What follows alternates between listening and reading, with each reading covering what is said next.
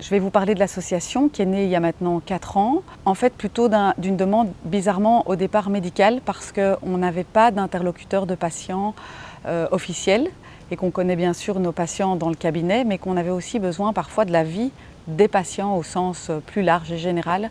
Et donc on avait envie de pouvoir les interpeller dans d'autres cénacles que dans le cabinet médical autour d'une maladie particulière ou d'un traitement particulier. Et donc c'est comme ça qu'est née l'association. On a vraiment demandé aux patients de nous aider à co-construire cette association et maintenant c'est vraiment les patients qui sont aux commandes de cette association. Depuis 2 ans, ils ont créé une ASBL et c'est vraiment eux qui organisent les informations transmises, les journées de patients. Et ça nous aide beaucoup, nous, puisque évidemment on connaît le patient dans l'hôpital, mais il nous manque toute la vie du patient en dehors de l'hôpital. Et c'est très important pour nous médecins. Je pense que c'est très important aussi pour les patients, mais il faudra leur demander à eux pourquoi c'est important pour eux et pas à moi.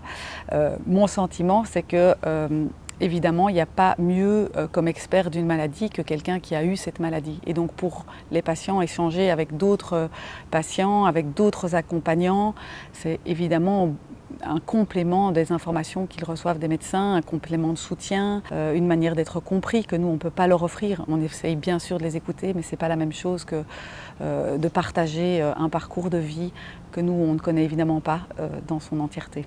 Alors si je dois résumer ce que j'ai entendu aujourd'hui, je vais plutôt vous dire ce qui m'a touchée parce que je ne peux pas résumer toute une matinée en quelques minutes. La première chose qui m'a touchée, c'est la jeune accompagnante en fait, qui travaille dans une association de son école et qui a décidé de faire une levée de fonds pour deux élèves de l'école qui ont été atteints de lymphome. C'est toujours très touchant pour nous de voir ce qui se fait en dehors de l'hôpital parce qu'on ne sait pas, nous, comment nos patients sont accompagnés par leurs amis, par les gens de l'école, par les collègues. Et donc avoir cet aperçu-là, c'est très très puissant pour nous de se rendre compte qu'il y a tout l'à côté qu'on ne voit pas.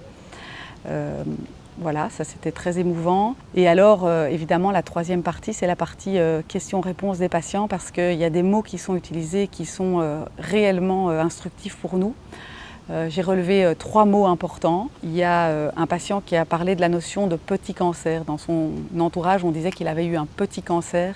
Et donc je crois qu'il y a encore beaucoup de travail à faire, d'informations pour savoir ce que c'est qu'un cancer, pour peut-être dédramatiser dans certains cas, mais aussi bien expliquer dans certains cas tout ce que ça implique. Il n'y a pas vraiment de petit cancer, enfin moi ce n'est pas le vocable que j'utiliserai, donc j'ai vraiment envie de retenir ce terme-là. J'ai retenu aussi une patiente qui a parlé de réaccepter la douceur. J'ai trouvé ça vraiment très très beau, parce qu'en effet c'est difficile, c'est violent un traitement de cancer, et donc réadapter sa vie et réaccepter la douceur, j'ai trouvé que c'était un concept qui était bien. Elle nous a aussi demandé si c'était possible de le faire plus tôt.